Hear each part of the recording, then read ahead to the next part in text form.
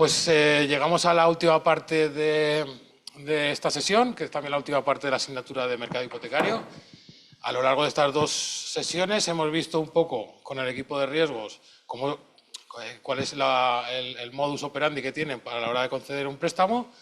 Vimos también con Enrique Barbero toda la parte de macro y cómo eso influye a la hora de la política que el banco decide, a la hora del apetito que tiene al riesgo, ¿no? y esas variables que intervienen. Y ahora pues vamos a ver cómo gestionan los bancos los activos que se les adjudican. ¿Vale? Entonces, para ello tenemos a José Carlos Vallejo y a David Glaría, que es el jefe de activos del banco y el jefe de comercialización, que nos van a explicar un poco qué hacen con esos activos que se han adjudicado. Básicamente. Así que yo creo que a mí, la verdad es que la primera vez que lo vi, la tercera vez hablábamos, ¿no?, que estaban aquí, y la primera vez que lo vi me parece una cosa muy interesante. Ha evolucionado muchísimo, que lo estamos hablando ahora, pero creo que tiene un interés que os va a gustar, vamos, creo que os va a gustar. Así que os dejo con ellos. Bueno, buenas tardes a todos. Efectivamente, pues yo creo por cerrar el ciclo, este ciclo, ¿no?, de presentaciones de Ibercaja, pues acabamos con la gestión de activos adjudicados inmobiliarios desde el banco. Lo que siempre decimos en estas sesiones es entender, porque muchas veces hay decisiones inmobiliarias, ¿no?, que hacemos los bancos que realmente no se entienden con un fondo inmobiliario, porque realmente no somos inmobiliarios, ¿vale? Somos parte de un proceso de recuperación de deuda que acaba ese crédito en un activo adjudicado, que a su vez obviamente es un activo inmobiliario, ¿no? Pero es importante porque la presentación gira en torno a este concepto de no somos una inmobiliaria, somos una última fase de recuperación de un crédito, ¿no? Dicho esto, bueno, pues un poco la presentación que traemos pues es hablar de esta introducción que acabo de hacer, que conozcáis un poco qué hacemos en la gestión inmobiliaria como Ibercaja, extensible a cualquier entidad financiera que gestione activos adjudicados. Punto de partida de situación actual interesante. Suele gustar ver todo el recorrido que ha llevado el sector desde el 2012, por decirlo así, qué evolución ha llevado y qué etapas ha llevado. Es una presentación laxa, es decir, que es descriptiva, tampoco es de tomar apuntes, es decir, de escuchar, y cualquier pregunta pues me vais parando. Y después, actores fundamentales dentro de nuestra visión de gestión de activos, pues AREP, evidentemente, los servicios inmobiliarios, que los conocéis seguramente, y los fondos de inversión, ¿no? Yo creo que los bancos y estos tres actores son los que cierran el ciclo de la gestión de activos inmobiliarios improductivos de un banco. Y acabaremos también viendo pues estrategias, comercialización, pues contra David, que también es muy interesante, cómo enfocamos, pues cómo damos salida pues a todo este stock que nos ha ido viniendo desde la crisis del 2008, ¿no? Empezamos un poco. El primer concepto, el que os lanzaba, es un banco no es una inmobiliaria. Es la última parte del proceso de recuperación de deuda, y es importante porque me imagino que los que estéis aquí seguramente tenéis más tinte inmobiliario que bancario. No sé si hay algún bancario, pero bueno, una inmobiliaria de lo que se trata es de aglutinar activos, invertir para maximizar el resultado, ¿no?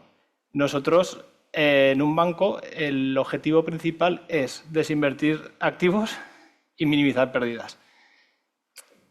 Dicho de otra manera, no es lo mismo buscar maximizar beneficios que minimizar pérdidas, ¿no? Es un poco lo que nos distingue esa gestión de una inmobiliaria. Somos un sector muy regulado. Somos inmobiliarios, pero estamos regulados por Banco Central Europeo, mucha supervisión, agencias de rating que nos valoran, con lo cual tiene un tinte, pues como veis, muy crediticio, ¿no?, la gestión que hacemos desde el banco. Dos principales actores, pues las entidades financieras que tienen los propios activos, ¿vale?, entidades financieras propietarias de los activos, y dos servicios inmobiliarios, gestoras de activos, que son, luego desarrollaremos la idea, son los servicios inmobiliarios. Entonces, los bancos tenemos activos y alguien nos los gestiona. Ese es el concepto. ¿Qué se pretende desde el banco? Pues siempre tener, obviamente, la dirección de los activos son nuestros, con lo cual la responsabilidad es nuestra, la dirección es nuestra, las estrategias son nuestras y el servicer es quien se encarga de todo lo que es la gestión, comercialización, etcétera. ¿Qué suele haber entre ambas partes? Pues una capa de control. O sea, nuestros equipos básicamente es estrategia, comercialización o estrategias de comercialización y equipos de control del servicing.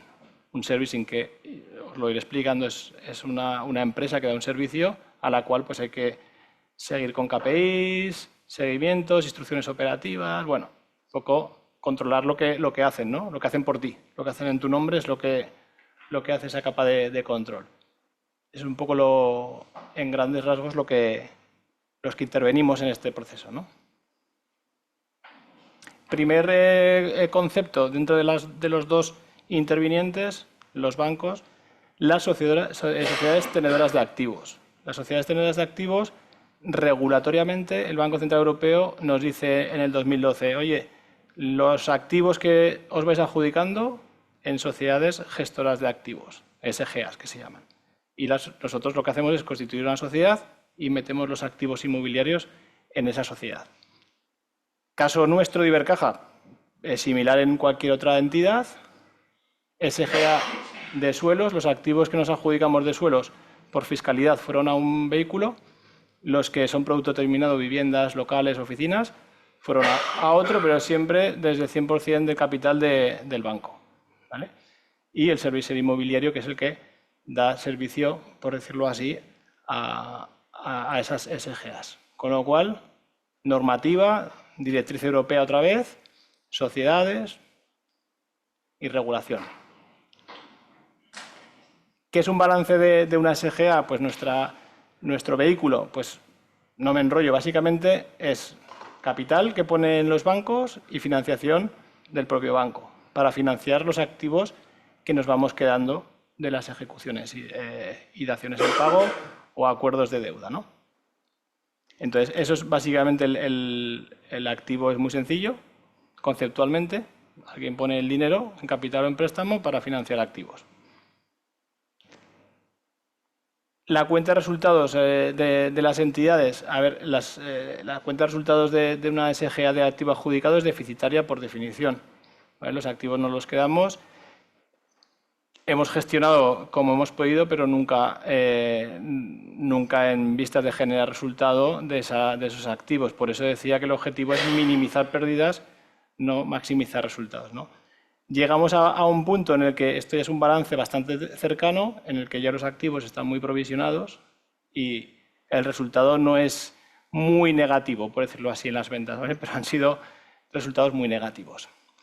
¿Qué características tienen estas sociedades? Pues fundamentalmente tienen gastos de los activos, IBIs, comunidades, tasas, plusvalías, gastos de explotación y la comisión que pagamos al servicer. También es un gasto relevante que atendemos desde el banco, ¿no? En segundo lugar, provisiones, coberturas, no sé si estáis familiarizados con los conceptos, pero bueno, al final, un crédito que nos adjudicamos de 100.000 euros, pues por regulación tiene que llevar un calendario de provisiones que te lo va registrando contablemente hasta un valor. Ejemplo, 40. Pues los 60 son las provisiones que el Banco Central Europeo te obliga a ir registrando sobre los activos, sobre las garantías, ¿vale? Y el resultado financiero, aunque queda entre nosotros, por decirlo así, entre el banco que nos da el dinero a la SGA y la SGA, pero genera un impacto, la financiación genera unos intereses. También es fruto de la cuenta de resultados. Con lo cual, esto sí que es una cuenta de resultados bastante realista, ya en una situación avanzada de stock. Las cuentas de resultados de años anteriores todavía eran peores, pero aún así, fijaos que estamos hablando de un resultado de 20 millones, 30 millones de pérdidas, todavía. O sea, esto genera pues una ineficiencia importante para las entidades, Por eso nos ha tocado correr y desaguar, que se llama, de activos improductivos, porque son muy improductivos. SGAs, segundo interviniente, servicio inmobiliario. ¿Vale? Los que conocéis, pues los Solvia de turno, Altamira, Anticipa. Ya entraremos más en particular en todo esto, pero bueno, lo que se buscaba con el servicer básicamente es la actividad no core que se dice del banco, es decir, el banco se dedica a dar préstamos y a recuperarlos, pero no a vender inmuebles, ¿no? Pues esa gestión la sacamos los bancos de la propia gestión interna, con la externalización en los servicios inmobiliarios. ¿Vale? Todas las personas que nos dedicábamos en su momento a gestionar estos activos, pues al final, os lo explicaré después, pero al final básicamente se llevan a unas sociedades que luego se venden a fondos de inversión para que te gestionen tus activos. Luego profundizamos un poco más, ¿vale? Segundo interviniente relevante. Punto de partida. Siempre me gusta retroceder hasta el 2012, porque es el famoso Real Decreto Guindos, que alguno informalmente habréis hablado, es el Real Decreto 2/2012, que es el que marcó el famoso test de estrés, que no sé si alguno lo conocerá, pero al final es Banco Central Europeo en el 2012, con la situación de impagos que veníamos, decide pues hacer un examen a las entidades financieras, ¿no? De ese examen, que es el test de estrés, unos aprueban y otros suspenden. Los que aprueban, ahora lo veremos, los que suspenden tienen que traspasar los activos a Sareb, entre otras medidas, ¿no? Entonces ese punto es un punto de inflexión que rompe el mercado, ¿vale? El mercado de activos que teníamos las entidades financieras, porque gran parte de ese volumen se traslada a una SGA gigante que es Sareb, ¿vale? Que además es pública, luego entraremos. Con lo cual, saneamiento financiero, planes de reestructuración, fusiones que conocéis, saneamiento de activos improductivos, un poco lo que os he ido contando, y este es el punto que marca el antes y el después, ¿no? Ese plan de reestructuración nos lleva a concentración de bancos y nos lleva a un rescate financiero muy relevante en el 2012, en el que pues, hay una aportación de 40.000 millones, 41.500 millones para Bankias y para entidades que necesitaban, que suspendieron el test de estrés y necesitaban capital para no estar en causa de disolución, ¿no? Aquí estamos nosotros también representados con Caja 3. David y yo venimos de Caja 3. Nuestro inicio es Caja 3. Después fuimos integrados en Ibercaja en el 2014. Y además se utilizó ese dinero para una primera inyección a la SGA, que es Sareb, para que el banco malo, dicho así, pues empezase a aglutinar activos de las entidades que suspendieron el test de estrés. Todo lo que ha pasado, bien lo conocéis, fusiones, hasta el punto que hasta hace una semana no sabíamos si había otra, ¿no? En BBVA y Sabadell. Hay una concentración muy relevante en pocas entidades y muchas cajas, sobre todo, y luego posteriormente bancos, pues se van integrando, fusionando o desapareciendo. Caso de Bankia, que ya era un conjunto de cajas que acaba en Caixa, ¿no? Sabadell, Unicaja acaba recientemente, las últimas fusiones relevantes, ¿no? con Liberbank y cotizando en bolsa. Y la nuestra, como decía, pues Ibercaja también absorbe a las tres cajas que formaron Caja 3, que la más relevante era Caja Inmaculada, y acaban pues formando el único banco aragonés que conocéis, que es Ibercaja. ¿Por qué fue tan relevante la morosidad y la importancia, ¿no? de las entidades? Pues porque allá para el 2013 el 13%, 12-13% de los activos de un banco eran improductivos. Es decir, no producían y además generaban costes. Es una barbaridad. Entonces, si tú un 13% de tus activos no te da rentabilidad y además, es más, te lastra porque tiene unos costes, pues tu capital se va reduciendo muy rápidamente y entras en causa de disolución.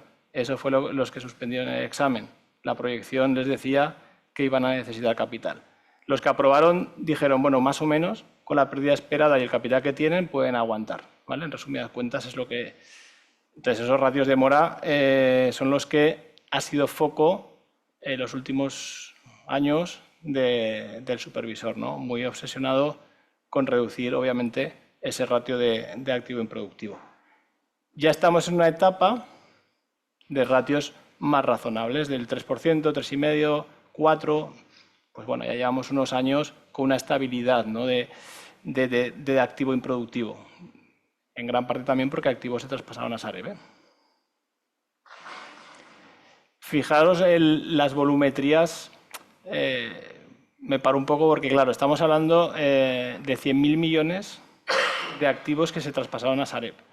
Sareb ya pagó por ellos un precio de traspaso muy inferior, porque ya asumía que la garantía no valía esos 100.000 millones y pagó 50.000 millones. Pues aún así no ha sido tampoco rentable. Es decir, la pérdida de la garantía ha sido muy, muy alta en las entidades financieras y, por supuesto, en Sareb. Sareb de Bankia prácticamente es el volumen más relevante de activos y en ese momento, pues claro, Sareb marca o se introduce como un principal actor del sector inmobiliario como lo conocemos las entidades, bueno, y en el sector inmobiliario en general. Quiero decir, un volumen de 100.000 millones, pues imaginaros, ¿no? Las que superan el test de estreno se quedan atrás, es decir, los 100.000 millones de Sareb es un volumen muy, muy relevante, pero fijaros cómo empezaron también otras, como Popular, Caixa, Sabadell, algunas ya no están, Popular no está, cuando empezó, porque fijaros, aprobó el test de estrés, pero ya había algunas deficiencias, me imagino. Bankia también, Liberbank también. Con lo cual, la foto de improductivos de aquel pico, estamos hablando de 265.000 millones de activo improductivo. No, para hacerse una idea de lo que estamos hablando, ¿no? O sea, a veces a mí me pasa que no digo lo de la coletilla del 1000, ¿vale? Igual me equivoco en alguna y digo 265, pero son... ¿vale? Porque es una burrada, ¿no? Fijaos que Sareb ayuda en esa reestructuración, pero es que las entidades sanas tienen 2/3 partes del pastel, ¿vale? Que es lo que hemos ido trabajando durante estos 10, 12 años los que nos hemos dedicado a esto, ¿no? En reducir esa parte naranja.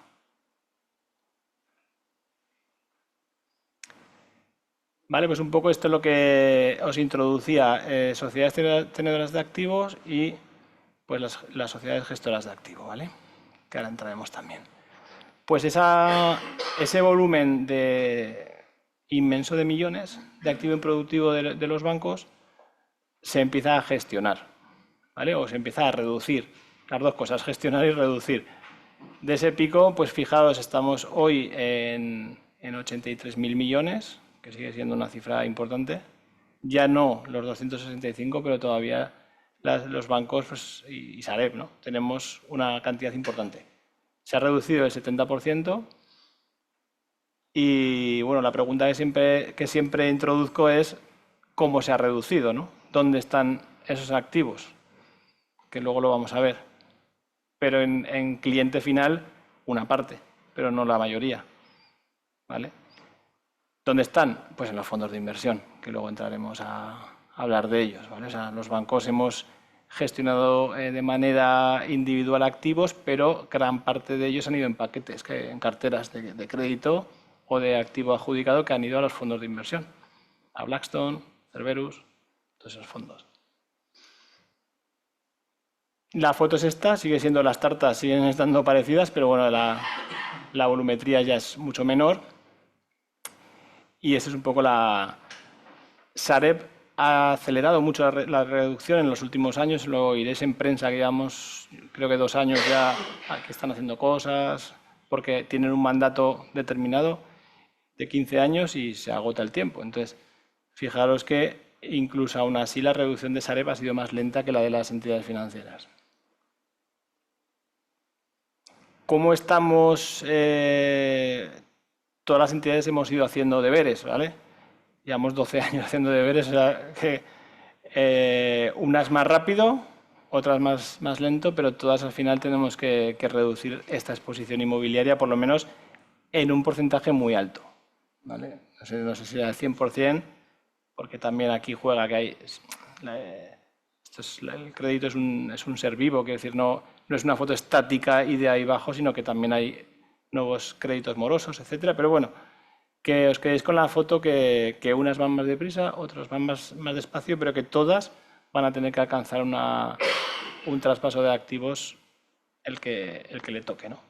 Nosotros en particular hemos sido muy rápidos, éramos relativamente pequeños y hemos gestionado quizás con más agilidad que otros más grandes, pues simplemente porque mover ciertos volúmenes de Santander o Sabadell, o pues nosotros hemos sido más rápidos, más ágiles. No seas tan modesto.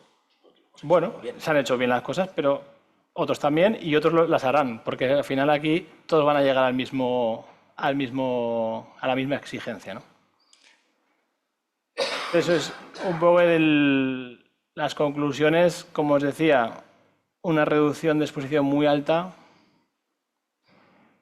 digestión lenta, porque fijaos que todavía estamos hablando de 80.000 millones, que ya no es, yo siempre digo, al final los 260 millones se llevaron por delante muchos bancos, los 80.000 millones ya no se van a llevar por delante, creo, solamente por eso no se van a llevar por delante a ninguna otra entidad, pero no deja de ser 12 años de gestión de activos improductivos, ¿no? Entonces, y la mayor parte de esa inversión, como ya os adelantaba, no ha ido al consumidor final, sino que ha ido a fondos de inversión que a su vez pues tienen que vender, revender carteras, etcétera.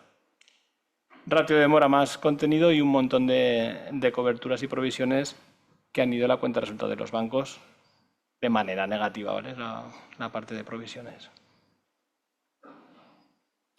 ¿Preguntas por aquí? ¿Alguna pregunta? De momento se sigue. Bien. Vale, pues vamos con los tres principales actores, a mi entender, que ya os he ido introduciendo. Banco Malo. No voy a repetirme en algunas cosas, pero fijaos, el nombre de Sareb es la Sociedad de Gestión de Activos Procedentes de Reestructuración Bancaria. No sé si alguien lo sabía, pero el título es muy claro, ¿no? O sea, SGA, porque normativa de reestructuración bancaria. Eso es Sareb. Y no es un banco, ¿vale? Eso, igual que yo digo que las entidades no somos inmobiliarias, el Banco Malo tampoco es un banco, ¿vale? Es una gran inmobiliaria. Bueno, con matices también, pero más cerca de una inmobiliaria que de un banco. Nació con capital privado, ya lo sabéis. Las entidades financieras sanas tuvieron que aportar, son parte del capital de Sareb, además del FROB, que se hizo con el 50, algo por ciento del vehículo.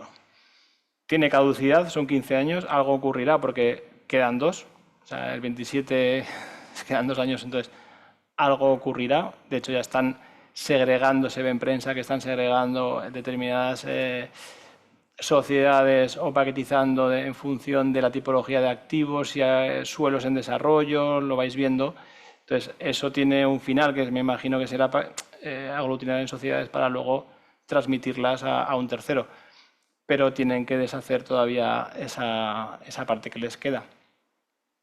Devolución de deuda avalada por el Estado. Lo que os decía, en el capital de Sareb entramos las entidades sanas, entre comillas obligadas un poco, ¿no?, por la situación. No entró BBVA, creo que no sé si BBVA se negó a entrar. No digo con eso que haya tenido que ver el fracaso de la OPA, pues, pero BBVA no entró y todas las demás nos vimos obligados a entrar, tanto en capital como en deuda. Y la deuda avalada por el Estado. O sea, los bancos sanos que pasaron el test de estrés fueron obligados a participar del vehículo y además a poner financiación. Pero por contra, esa financiación estaba avalada por el Estado, ¿vale? 200.000 activos, Pues bueno, este modelo de negocio que sirve para explicar y entender bien y resumir bien, tanto para Sareb como casi para las entidades financieras, ¿vale? Los préstamos. ¿Qué se hace con los préstamos? Pues la vía de venta minorista desde el balance del promotor, es decir, alguna vez habéis oído que las entidades venden créditos, no inmuebles, venden créditos, subrogas en el crédito del promotor, recobras la deuda, ¿vale? O sea, no toda la deuda es morosa, pero hay ejercicios de recuperación y de recobro o ventas de préstamos a terceros en grandes carteras, ¿vale? Pues eso ha sido las tres vías de salida del propio préstamo, tanto para Sareb, sirve también para las entidades, ¿vale? Gestionar, recobrar o vender a minorista o a terceros en carteras. Y la cuarta vía, que es la que nos lleva hasta donde estamos nosotros, es la transformación, el préstamo en inmueble procedente de una ejecución hipotecaria, ¿vale? Y ese inmueble, que ya es un adjudicado procedente de una ejecución inmobiliaria hipotecaria, tiene diferentes salidas, pues la venta del inmueble, el desarrollo del mismo, la finalización de una obra en curso, la gestión de un suelo que es urbanizable y lo llevas hasta suelo urbano, ¿vale? Yo creo que esta foto modelo de negocio resume muy bien todo lo que se hace, ya no solo en Sareb, ¿eh? Lo aprovecho todo lo que hemos hecho en las entidades financieras, gestionar el préstamo y los inmuebles en esa línea. El paso de préstamo a inmuebles es caro para las entidades y para Sareb porque la transmisión es una transmisión que lleva ITP, con lo cual hay un 8% o entre gastos de 10%, en esa transformación no es gratis. Por eso no se ha hecho tan rápido, ¿vale? Porque la primera intención de Sareb fue convertir todos los préstamos en activos adjudicados. Igual lo habéis oído, condonando la tributación, lo cual no salió, ¿vale? Eso no obviamente era un poco atropello, ¿no? O sea, estabas condonando toda la tributación, cosa que a las entidades financieras o a un particular nadie te condona el ITP cuando compras la vivienda. Pues esto se llegó hasta a plantear en su momento.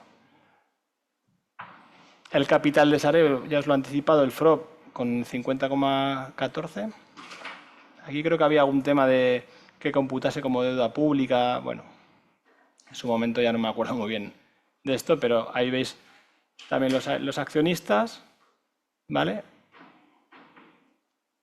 Y esto es lo que la gestión de Sareb lo que nos ha llevado, esos 50.000 millones, todavía una deuda por cancelar de 28.000, que coincide, se ha reducido, pero todavía son 28.000, que coincide con la evolución de la cartera inmobiliaria. La cartera inmobiliaria, la anterior al final es la deuda que tiene que pagar, era la misma cuando inició y es la misma ahora mismo con intereses. Y esta es la evolución que llevan los activos. Empiezas con un porcentaje muy alto, ¿vale? de activo financiero, de préstamos, y una parte pequeñita de adjudicados, y esto va evolucionando hasta el punto que se han invertido, ¿no? Porque la transformación que os decía de préstamo hasta inmueble hace que hoy por hoy en la fase madura que está Sareb haya más activo inmobiliario que préstamo, ¿vale? Pero bueno, aún así ya veis que las cifras son altas. ¿Qué tipología de activos tiene Sareb en su mayoría? Pues activos inmobiliarios, en esta parte de aquí. Pues vivienda, pero fijaos ya, y nos pasa a las entidades vivienda en un porcentaje relevante, pero no tanto como hace años. La vivienda se ha dado salida y realmente donde nos estamos atascando es en el suelo, es un poco en contraposición del problema de oferta que hay, ¿no? O sea, suelo hay, pero no llegan a ponerse de acuerdo, sector privado o público, para que ese suelo sea objeto de. Eso seguro que da para una sesión entera de debate, ¿vale? Pero no es el caso. Y lo mismo, fijaos, en crédito. En crédito todavía hay vivienda pendiente de transformar más que en la parte inmobiliaria, pero también un volumen de suelo que se queda ahí atascado, ¿no? Pendiente de gestionar. ¿vale? Y un poco, pues eso, Sareb lo que busca es acelerar. También tiene una vertiente, obviamente, social, que también la estáis oyendo, de poner en marcha viviendas públicas, ¿no?, para colectivos más vulnerables. Yo creo que llevan también un par de años haciendo buenas gestiones en esa línea.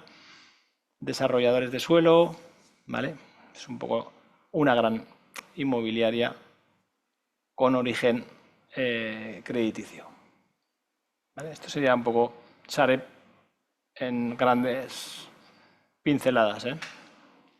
Vamos al mundo de los servicers, que este es más da más de sí, ¿no? Los servicers. Pues cuando las entidades, como decía, aglutinamos los activos en las SGA nuestras, ¿no?, en los vehículos, y creamos nosotros mismos, antes de que se produzcan traspasos que luego os cuento, creamos una sociedad que es gestora de activos, ¿vale?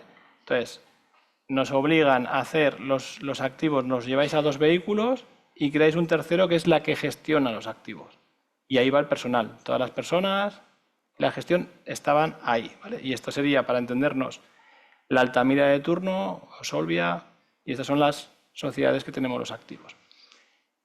¿Qué ocurre con esto? Lo explico así despacio porque ¿qué ocurre? Una vez que tenemos esta estructura, vamos a seguir con el ejemplo de Altamira, por decirlo así. Los bancos, en la época en la que nos movíamos, 2014-15, necesitábamos capital, hasta los que habían pasado el test de estrés, ¿no? Entonces, esto se utiliza como palanca de ingreso. Un banco lo que hace es aglutina esta gestora con las personas y la vende, ¿vale? La vende a un precio. Y después, al mismo que la has vendido, entre comillas, te genera un contrato para prestarte el servicio, ¿vale? Voy más despacio. Vamos a ver algún ejemplo, luego retrocedo. Llegamos al 2014. Aquí está Altamira, por seguir el ejemplo. Era de Santander. Santander tenía sus vehículos y Altamira era la gestora, su gestora. Pues bien, le vende, en este caso a Apolo, que es un fondo de inversión, le vende el 85% de la gestora, por lo cual le pagan una millonada. Pero tiene trampa tampoco, pero después Apolo y Santander firman un acuerdo en el que te he vendido el vehículo, pero me tienes que dar el servicio porque yo soy el propietario de los activos, ¿vale? Entonces, al final son los contratos, los SLA, que igual habéis escuchado, de larga duración, en el que llegas a un acuerdo en el que a Santander su vehículo que ha vendido le sigue prestando el servicio a base de un comisionamiento, ¿vale? Y así actuamos todas las entidades. Lo mismo Popular con Aliseda, ¿vale? Pues vendió el 100%, pues también a un fondo de inversión. Caixa hizo lo mismo, si os suena alguno, con su Servihabitat al fondo TPG, en un porcentaje, en un 51%. Bankia lo mismo con Cerberus, que igual os suena también más, pues hizo lo mismo. Y así fuimos todas, unas antes y otras después, capturando un ingreso que en ese momento pues era necesario también para el capital de las entidades, ¿vale?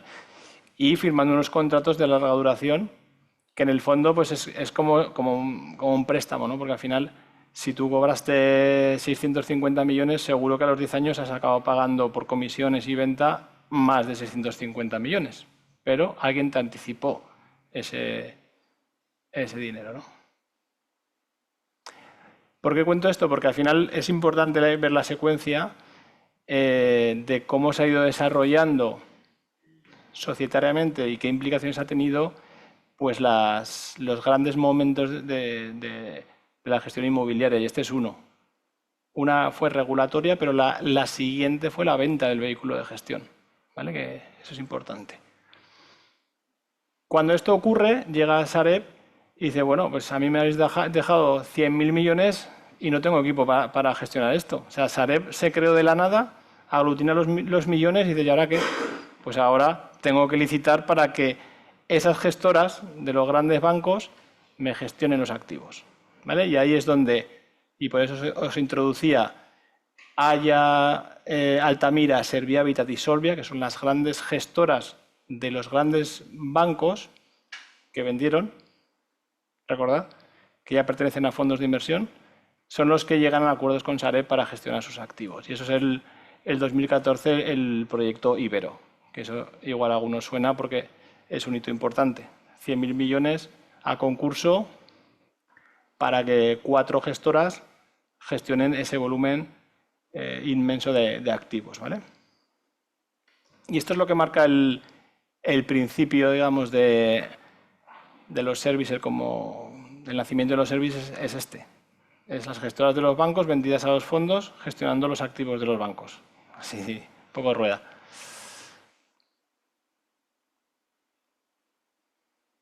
Vale, fijaros también a modo de ejemplo, no es como por seguir con el ejemplo, esto es 2012, 2023-24, pues nuestro servicer de Ibercaja, ¿quién es? Intrum, por ejemplo, lo veis aquí. Hoy es líder de mercado, ahora lo veremos, pero fijaos cómo ha evolucionado, por poner un ejemplo muy práctico, ¿vale? Esto, vamos de adelante a atrás. Intrum, que es el propietario actual, y Servicer también. Si vamos hacia atrás, se compone. Viene de Solvia, que pertenecía a Sabadell. Actúa, que venía de Banesto. Lindorf, que es al final quien va adquiriendo todas estas fusiones, acaban en un gran fondo y un gran servicer. Lo mismo ocurre con Santander y Altamira. Ya no es ni Santander ni Altamira, estamos hablando de Dovalio. O Cerberus con Gescobro.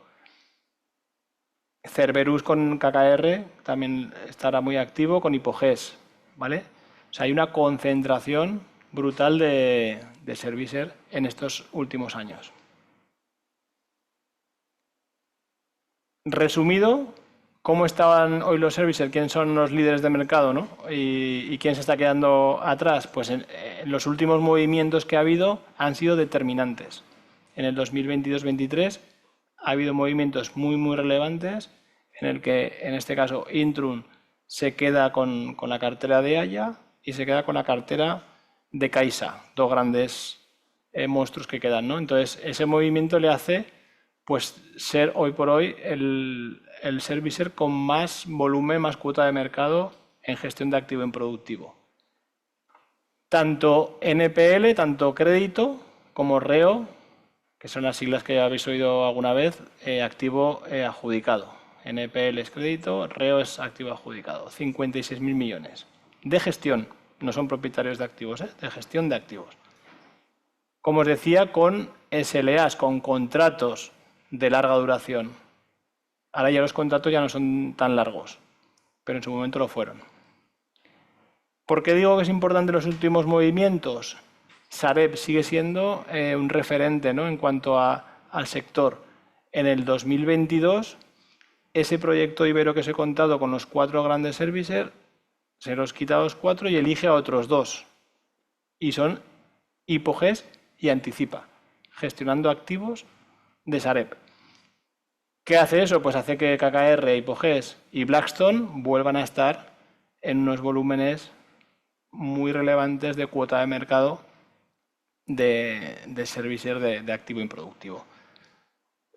Por contra, por poner un ejemplo de contra, es Servihabitat, ¿no? Servihabitat se queda fuera del concurso, entró en el Ibero, pero se quedó fuera y además no hace ningún movimiento estratégico, como lo hizo Intrum, con lo cual se ha quedado un poco más descolgado con la cartera de Lone Star, que es su propietario. Sigue gestionando un volumen relevante, ojo, es decir que estamos hablando de son 17.000 millones, pero se ha convertido pues un poco a la cola de los principales protagonistas, ¿no? Con lo cual, Intrum y Hipoges, por volumen, que os sonarán a todos seguramente, son los que están mandando un poco en el mercado de los servicios, que apunta a más concentración, ¿vale? Los contratos, pues que sepáis que van venciendo y hay una guerra importante en su renovación, ¿vale? Sobre todo los más importantes, ya los de Caixa y demás, y los de Sareb. Se prevé también que Sareb el año que viene porque creo que tenían un 2+1, creo que el año que viene toca pues renegociar esas condiciones con los dos servicios que tiene, con lo cual también se prevé que haya movimiento en ese sentido. Esos contratos que os decía, los contratos al final lo que hacen es toda la gestión íntegra de los activos, desde que entran hasta que salen. La compra, la gestión, la adecuación, la puesta en marcha de la vivienda, la reforma, las llaves, hasta su venta, incluso la posventa, claro. ¿Vale? Y además, toda la parte administrativa, de gestión, fiscalidad, jurídica, ¿vale? O sea, todo. Lo dejas en manos del servicer, toda la parte de gestión. Y un poco porque veáis los recortes un poco de prensa que se hicieron mucho eco en su momento, son estos, ¿no? O sea, Intrum completó la compra de Haya, también se hizo con el 20% que le quedaba de Solvia, por eso también se quedó con Solvia. O sea, el año 2022-2023 pues acapara Caixa, Sabadell y Haya, con lo cual se convierte... Es nuestro servicer de Ibercaja y como hablábamos antes en el previo, hemos pasado de ser casi los clientes de más volumen a ser pues un cliente pequeñito porque nos queda poco stock y además Intrum pues maneja unos volúmenes fuera, pues os hagáis una idea, ¿vale? Nosotros de estos 56.306 pues somos 200 y algo, ¿vale? O sea, eso es lo que Ibercaja, por suerte, estamos en ese momento de gestión. Adjudicados, activos adjudicados. Vale, y vamos ya con la última parte, que son los fondos de inversión. Además de las gestoras que os he contado de servicios, lo que los bancos necesitábamos, al fin y al cabo, la palanca de ingresos de la venta del servicio está muy bien, porque eso te da energía como muy rápida, pero lo que necesitas es quitarte activos de tu balance, ¿vale? Los 265. Eso es lo que hay que ir reduciendo, es lo que nos interesaba. Y aquí es donde entran los fondos de inversión de lleno. Fondos de capital extranjero, y lo que te exigían en su momento es, ante la necesidad que teníamos las entidades, es descuentos muy altos en las ventas de cartera. Eso es lo que ocurría en los años de ventas de cartera tan potentes que hubo. Los fondos de inversión ya se habían posicionado porque, pues lo voy contando un poco así de manera paulatina, ya se habían posicionado porque cuando nos compran las gestoras, quien nos compra las gestoras son los fondos de inversión que después compran los activos, ¿vale? O sea, entran como gestores y luego compran los activos. Entonces tienen todo, la gestora y los activos, ¿vale? Entonces ya ellos ya se habían posicionado en ese momento. Por eso el movimiento, y hago mucho hincapié, es tan relevante. Cuando Blackstone o Cerberus entra en los Altamira de turno y demás, se posiciona y dice, bueno, pues si soy gestora de los activos, para que pues a los descuentos que los bancos están dispuestos a quedarse las carteras, pues me lo quedo. Compro la cartera y tengo la gestora, las personas y los activos. ¿Entendéis? Al final. Y el banco contento porque se quita activos y el fondo de inversión compra barato y además ya tiene la gestora que se había posicionado y tiene las personas que van a gestionar. Los que gestionan y los que venden.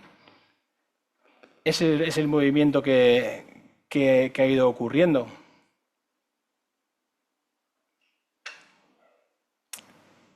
Hay momentos también en las ventas de cartera, el pico es 2017-2019, ¿vale? Es el volumen de carteras más relevante. ¿Por qué? Porque todavía previamente estaban posicionándose algún servicer en los contratos y tal, ¿no? Pero ya el 17-19 las entidades financieras, después de 5 o 6 años, pues estamos ya obligadas a desinvertir volúmenes relevantes. O sea, el Banco Central Europeo dijo, si está todo muy bien, vais provisionando, pero aquí ya podéis acelerar la desinversión de activos. Y es lo que ocurrió. En el 17, 18 y 19, las grandes carteras son las que se trasladan, ¿vale? O sea, es Santander, BBVA, etcétera, y muchas entidades. Nosotros también en la parte de crédito La parte de adjudicados no hemos sido muy activos en la venta de cartera. Hemos intentado hacer una gestión, porque nos lo han dejado y hemos podido, de minorista, ¿no? De menos cartera, porque penaliza mucho en precio. Pero en crédito sí que desde Ibercaja hemos hecho carteras relevantes de venta de crédito. Y también en esa época, 2018 así. 2015 una y 2018. Pues fijaos, ¿las carteras han desaparecido? No, porque todavía, evidentemente, en los años siguientes y todavía hoy estamos vendiendo los bancos carteras, ¿no? Pero el pico fue ese 17-19, que destaca en comparación con el resto de años. Igual os suena también las ventas de cartera en su momento se hacían a través de vehículos, ¿vale? Las grandes, fijaos, es que estamos hablando que la de Popular fueron 30.000 millones, ¿vale? Blackstone se quedó con 30.000 millones del Popular. Entonces, claro, montaban unas estructuras fiscales, societarias complejas. En este caso se quedaban con el 51% de la cartera y el 49% todavía se quedaba como propietario el banco. Los bancos que hacíamos o que te permitía bajar del 50%, pues desconsolidar, ¿vale? Que en tus balances no aparezca, aunque tienes el 49%, pero ya no aparecías. Bueno, tampoco me quiero enrollar mucho con eso, pero las estructuras eran, los activos los metías en un vehículo en los que tú seguías participando en un porcentaje y el fondo te compraba el 80% o lo que fuera. Esa es la pauta de ventas de cartera que se generó. La verdad que fue interesante, o sea, los vehículos, o sea, cómo se montaban esas estructuras, alguien lo pensó en algún momento porque esto era nuevo, ¿vale? Yo creo que la necesidad, hace un poco el ingenio, ¿no? Liberbank yo creo que estaba muy apurada y fue la primera, porque eso tuvo que pasar, claro, la propuesta de tantos millones pues tiene que pasar por una serie de filtros, ¿no? Regulatorios. Y la primera que lo orquestó fue Liberbank. Hizo este 80-10-10 o 90-10. Después ya Popular dijo pues 51-49 y luego ya un poco se centró en el 80-20 como un estándar de, bueno, yo sigo participando en el vehículo, pero ya residualmente, ¿vale? Ventas de cartera por entidad. Evidentemente destaca Santander con esta cartera porque se agrupa la de Popular, aquí en la comparativa, ¿vale? Caixa, Santander y BBVA, evidentemente las grandes vendedoras. Y luego las grandes compradoras, por unirlo todo, serían estas, ¿no? Blackstone, porque se hace con el contrato, ahora no me acuerdo cómo se llamaba, tenía un nombre, el de los 30.000 millones tenía un nombre, no me acuerdo. Y Cerberus, ¿no? O sea, son los dos grandes fondos de inversión que además de posicionarse en las gestoras, después se hacen con los activos, ¿vale? Son los grandes, no sé si ganadores, pero han rentabilizado bien todos los movimientos que han hecho tanto en las gestoras como en las compras de cartera. Quedados con Blackstone y Cerberus como las más potentes. Luego Lonestar también, ¿vale? Se quedó Caixa, que os he dicho antes de Servia Habitat, que ahora se está quedando un poco atrás, pero claro, fijaos que si gestionas los activos de un fondo tan grande, pues tienes todavía a Sactor, Intrum, bueno, Cabot, ya no sé si los vais conociendo o no, pero bueno, quedaos con grandes bancos que venden carteras y Blackstone, Cerberus y otros que las van comprando. ¿Y qué está ocurriendo con las ventas de cartera? Pues hombre, siguen estando muy activas. 2025 también. 2025 sigue habiendo apetito. Cada vez menos inmobiliario y más de crediticio, ¿vale? Cada vez las carteras inmobiliarias están ya más agotadas, aunque todavía son apetecibles porque el mercado ayuda, ¿vale? El mercado está alto, los tipos de interés no están tan altos, con lo cual es una combinación perfecta para un fondo de inversión, ¿vale? O sea, se financia barato y tiene los precios altos, con lo cual pues es una buena combinación para que siga habiendo ventas de cartera y siga siendo apetecible. Sí que es verdad que cada vez más las ventas van enfocadas más a préstamos, a créditos, ¿vale? Porque son más rentables. El crédito puedes hacer labores de recobro, de recuperación. El inmobiliario es lo gestiono y lo vendo. El crédito tiene más recorrido, ¿no? Entonces, son como más atractivas para el inversor poder sacar más líneas de rentabilidad en el crédito. Eso es un poco lo que estamos viendo. También carteras sin garantía. O sea, pues no me quiero enrollar, pero vamos. Créditos en fase de impagos más tempranas, que empiezan a impagar y ya el fondo de inversión se acerca y dice, oye, si quieres me lo quedo. ¿Vale? Con unos descuentos no tan altos como cuando la mora es muy antigua, pero ya se acercan incluso a etapas de impago más tempranas. ¿Vale? O sea, los fondos siempre van a estar ahí. Son activos. Y yo creo que esto es lo que os quería contar, ¿vale? Un poco el recorrido de dónde nace. Primero que conozcáis por qué algunas decisiones que toman los bancos, porque a veces no se entienden, ¿vale? Porque no son inmobiliarias, son crediticias, como insisto. Después que conozcáis un poco el recorrido y los puntos clave que yo creo que han marcado el devenir de la gestión inmobiliaria de los bancos, ¿vale? Desde aquel test de estrés, que eso determinó la creación de Sareb y las entidades sanas que han ido evolucionando, metiendo los activos en sociedades, creando una gestora que luego venden y los fondos acaban comprando los activos de los bancos, ¿vale?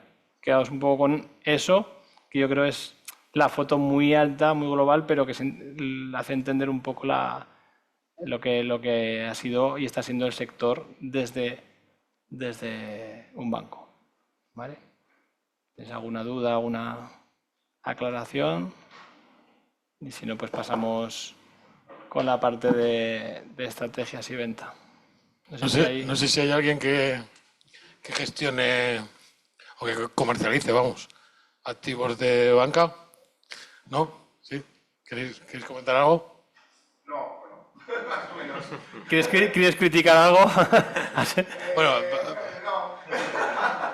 no, vemos si no la parte de comercialización con David y luego lo veis. Pero seguro que hay alguna decisión, pues decía, que no se entiende del todo a veces porque no solo es inmobiliaria.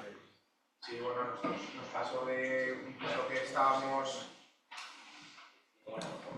Sí, bueno, un piso que estábamos pendientes de escriturar, pero pendiente de escriturar, no sé, 3 días, 4. O sea, quiero decir, ya con fecha, no nos daban el certificado de deuda de la Caixa, pero hombre, pero hostia, pero no sé, se hacían los longis y tal, y es que habían vendido el préstamo, En una cartera. pero 3 días antes o 2 días antes, ¿sabes?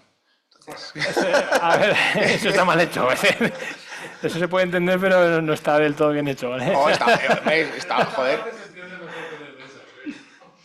Luego ha habido también muchas veces falta de coordinación interna entre los equipos de recuperación e inmobiliarios, porque al final los bancos están acostumbrados, históricamente siempre ha existido una labor de recuperación, pero no tal de adjudicación y venta del inmueble. Entonces, los procesos son muy cercanos porque hay un proceso judicial que une la propia ejecución hipotecaria. No es la ejecuto y ya me olvido, sino que hay lazos con el deudor. O sea, es compleja. Es compleja. O sea, la gestión fue no raro es... porque, o sea, quiero decir, el problema realmente ya estaba... Pues bastante... Y siguieron... Sí, o sea, fue como raro. Quiero decir que yo entiendo que desde nuestro prisma es como más... Dices, joder, si es que ya tenéis el marrón arreglado, si es que el banco ya, ¿sabes? Se queda todo pagado, encima es que decir que llegaba para pagar todo, las deudas, los procesos, o sea, quiero decir que estaba quedado todo limpio y aún le sobraba un poco, ¿no? Que ahí nos quedamos, hostia, aquí, ¿qué pasa? Qué raro, pues mira. Claro, luego los fondos de inversión son agresivos, tienen contratos que nosotros lo hemos sufrido porque los hemos visto, o sea, tienen muchas cartas de manifestaciones, tienen muchas garantías. Entonces, ese mismo activo, pues simplemente les hace un roto o está regulado en ese contrato y no pueden echarlo atrás o no quieren echarlo atrás porque les genera un problema contractual. O sea, la gestión, obviamente, yo la he contado así como muy rápido, es bonita porque tiene muchas aristas y aprendes mucho, pero es compleja, ¿no? Es compleja. Y no es inmobiliaria, insisto, ¿no? Aunque nos digan inmobiliarios, no somos expertos inmobiliarios. Yo creo que lo digo todos los años, pero aparte de la muy buena explicación de José Carlos, el documento como tal de consulta es muy bueno. O sea, toda la información que contiene y lo concreta y concisa que es, si te lo tuviera que hacer una consultora, pues te cobraría varios miles de euros. O sea que está... Y actualizado. Exactamente, y actualizado, exactamente, porque esto está cosa vivo. Que yo no cobro, ¿no? Esa cosa que no cobra, ¿eh? O sea que por eso tengo que aprovecharlo. Lo primero que ha dicho, bueno, a mí me toca la parte que yo creo, para mí que más divertida, ¿no? Las estrategias y los circuitos de comercialización. Lo primero que ha dicho José Carlos, nosotros no somos una inmobiliaria, o sea, somos la última palanca en el proceso de recuperación, ¿vale? De inmuebles de un banco. No somos, nuestro core no es la venta de inmuebles, o digo alguna vez los tenemos por castigo, no nos dedicamos, casi no alquilamos activos prácticamente, no nos dedicamos a hacer un senior living y a rentabilizar las cosas. Lo que tenemos que hacer es desinvertir. O sea, nuestro mandato es desinvertir y contra más rápido, mejor, procurando recuperar el máximo dinero, ¿no? Tampoco es cuestión, tenemos nuestros límites y hay que intentar recuperar lo máximo y contra antes mejor.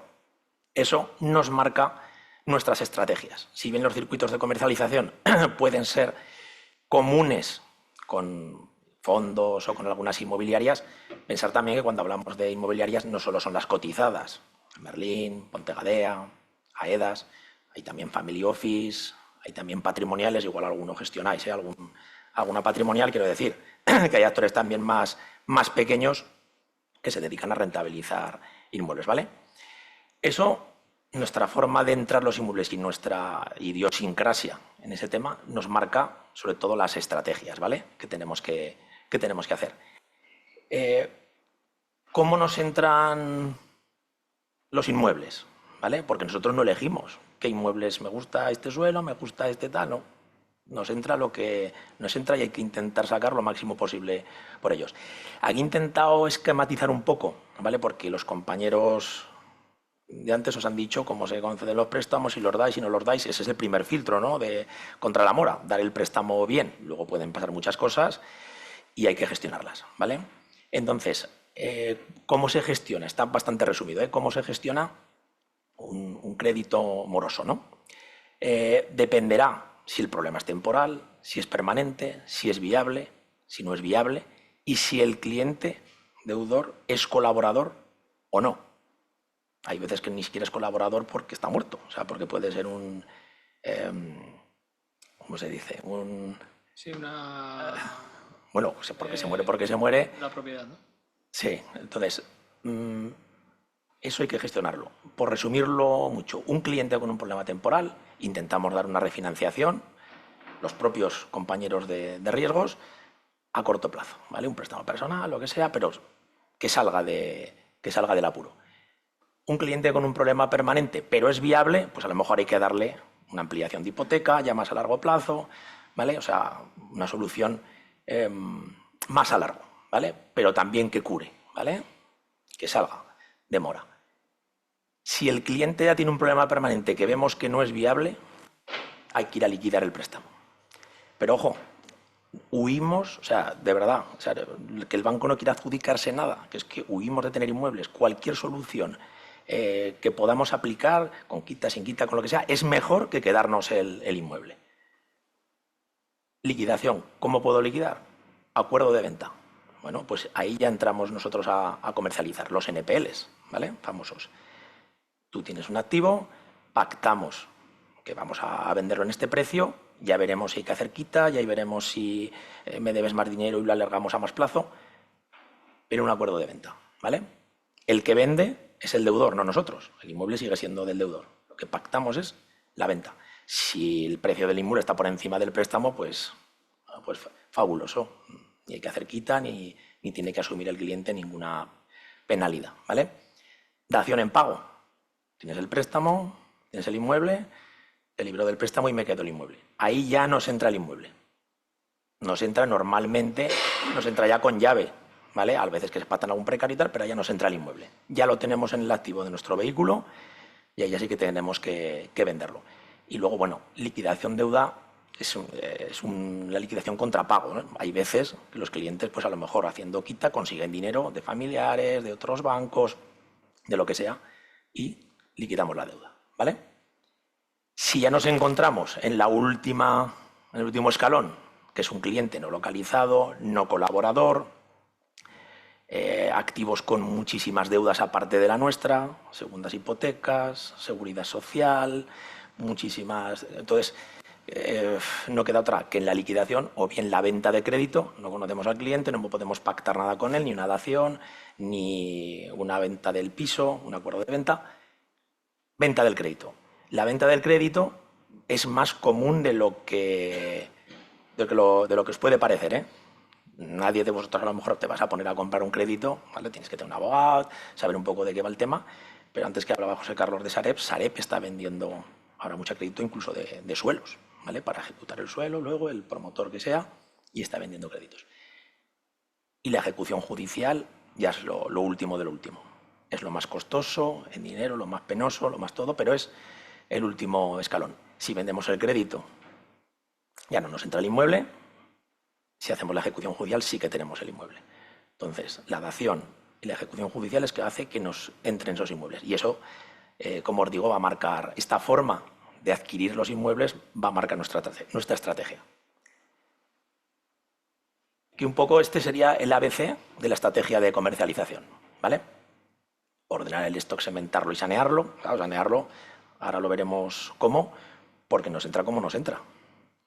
Adjudicaciones, daciones, otras deudas, cargas, fijar los objetivos, poner la cartera a precio, una política de atribuciones para aplicar a las ofertas que nos hagan, difusión a toda la red que tenemos, que ya veréis que es muy, muy amplia, con lo cual es importante, y hacer el seguimiento de los objetivos que pongamos a todo el equipo de ventas, ¿vale? Vamos a entrar un poco más a... Aquí veo que este está sin actualizar porque... Veis que pone casi el 60%, no, ahora ya tenemos el 65% de nuestro stock está incidentado. Incidentado cuando decimos que no tenemos la posesión, ¿vale? Ojo el porcentaje, ¿eh? Me imagino que en todas las carteras andará parecido, ¿vale? Pero, ¿y por qué pongo, oye, pero alquilado, que lo veis ahí arriba? El alquilado es... Hombre, claro, no tienes posesión, pero está alquilado. Sí, claro, pues que estoy cobrando una renta de 50 euros al mes, que es un alquiler social. O es un tío que no me paga desde hace 1000 años y que no se quiere ir y que es vulnerable y que no sé qué. Entonces, los alquileres que tenemos de verdad no son jugosos. Alguno puede ser, pero no son nada jugosos, ¿vale? Entonces, esto tenemos que... El saneamiento, cuidado, hay un saneamiento puramente jurídico y registral. Me tengo que hacer con el activo, decreto, testimonio, inscribo el testimonio, esto ya casi te lleva 7, 8 meses, 9, 10, depende de los juzgados, puramente judicial, y luego tener la posesión del activo, ¿vale? Eso es otro saneamiento, porque puede estar ocupado, puede estar simplemente pendiente de la primera posesión, todavía está el deudor hasta que no lo lanza el juez, puede ser un tercero sin título que se ha metido ahí con un contrato de alquiler que le hizo el otro súper ilegal, pero bueno, o sea, hay varias tipologías y todo esto hay que gestionarlo. Claro, esto no lo tiene una inmobiliaria normal, ¿vale? Entonces, aquí tienes que plantear una estrategia potente, ¿vale? Los servicers te hacen esta gestión que luego lo veremos, ¿vale? O sea, quiero decir que esta gestión no se hace toda en el banco, ¿vale? Este es el antiguo, ¿dónde está la otra? Vale, es que creo que añadí dos diapositivas, no estará. No. La presentación es esta, ¿no? La que... Sí. Vale. Bueno, es que había otra slide donde ponía en el saneamiento, vamos a decir, de la posesión, en obtener la posesión, aparte de la actividad puramente judicial, o sea, de intentar recuperar, o bien porque le pongo una demanda al ocupa, o bien porque lanza el juez al deudor, también hay acuerdos con los ocupantes de las viviendas. O sea, una vida amistosa, ¿vale? Una toma de posesión amistosa. Eso para el banco es bueno. Es bueno porque gana tiempo, me ahorro costes y además el reputacional. Me voy porque tengo un acuerdo contigo, puede haber o no un intercambio de dinero y tú te has ido pacíficamente, ¿vale? Con lo cual son dos vías que van a ir paralelas, o sea, la judicial va por aquí y paralelamente en muchos activos puede haber un acuerdo amistoso, ¿vale? Eso es importante a la hora de intentar salir los activos. Y entre medio, ¿qué hacemos? Pues si lo podemos vender con el ocupa o con el inquilino o con lo que sea dentro, lo vendemos. Lógicamente tenemos que renunciar a precio, ¿vale? Para poderlo vender. Claro, si dices, hostia, nuestra cartera rota, yo creo que ahora mismo más de un 30% todos los años, un 30 y algo por ciento. O sea, de nuestro stock inicial, 65% incidentado. Y vendemos el 30 y tantos por ciento. Lógicamente tenemos que vender cosas ocupadas. Pero no penséis solo en el ocupa, puede ser un inquilino, puede ser el deudor, ¿vale? Que todavía está sin lanzar. A día de hoy, creo que el 51% me parece que de las ventas, el último dato, son incidentados. Claro, y no nos queda otra. Si queremos desaguar rápido, tenemos que vender. O sea, saneamiento judicial, toma de posesión amistosa y entre medio, pues si lo vendemos, renunciando a veces a parte de ese precio que podíamos sacar si estuviera libre, ¿vale? Pues también lo vendemos. No lo hacemos somos nosotros. Es verdad que nosotros casi creo que somos pioneros en vender producto incidentado, pero ahora mismo, si entráis en la página de Solvia, vais a ver que más de la mitad de los activos ponen situación especial. Te pones a leer activo adquirido por no sé qué bancario, tal, cual, sin posesión. ¿Vale? No solo nosotros, todas las otras carteras que tiene Solvia, que son muchas, ¿vale? Fijación de objetivos. Los objetivos tanto a nuestra red propia de Ibercaja, que luego lo veremos, como al servicer, ¿vale? Que nuestro servicer es Solvia, tenemos que poner unos objetivos. Si no pones objetivos o machacas, no te van a vender. Los tienes que incentivar, ¿vale? Debidamente, y cuanta más concreto sean, mejor. Por tipologías, vivienda, suelo, ya hemos visto antes que teníamos ahora más suelo que vivienda, ¿vale? Pues es que tienes que incentivar y tienes que objetivar todas las tipologías, si no te van a vender una cosa y otra no. Y por territorios, o sea, contra más concretes a una persona lo que tiene que vender, mucho mejor, porque lo solidario al final acaban vendiendo los de Madrid mucho y los de Guadalajara poco, pues tienes que marcar los objetivos lo más concretos posibles, ¿vale? Fundamental. Si hay una cosa en el mueble sensible es el precio. O sea, tú tocas el precio y multiplicas por 1000 los leads. O sea, eso es el catecismo, ¿no? O sea, eso es una pasada. No sé si veis la gráfica de abajo, pues hacemos un repricing y mirar los leads lo que suben, ¿no? O sea, visualmente ya lo ves, ¿eh? O sea, es el mes que lo tocas. El precio lo tenemos muy sujeto, como no puede ser de otra manera, a las tasaciones, porque no lo podemos poner así porque me da la gana a mí. Pues tiene que estar un poco sujeto a una tasación profesional y a una valoración del servicer. Tenemos un servicer que tiene tropecientos mil activos de tropecientas mil carteras. La información que tiene es brutal. Y el servicio que tiene que dar de valoración, tenga IA, no tenga IA, me da igual, tiene que ser brutal. De hecho, tienen sus propios sistemas de valoración experta, ¿vale? Entonces, bueno, aparte, los agentes, los APIs, las franquicias, todo el mundo te reporta, oye, esto no se vende porque esto está así, porque está hundido, está no sé qué, está en Calamo, bájalo a 80.000. Pues todo eso, ¿vale? Es un feedback que te vale para valorar. Fundamental tener la cartera a precio, ¿eh? Si no, imposible triunfar.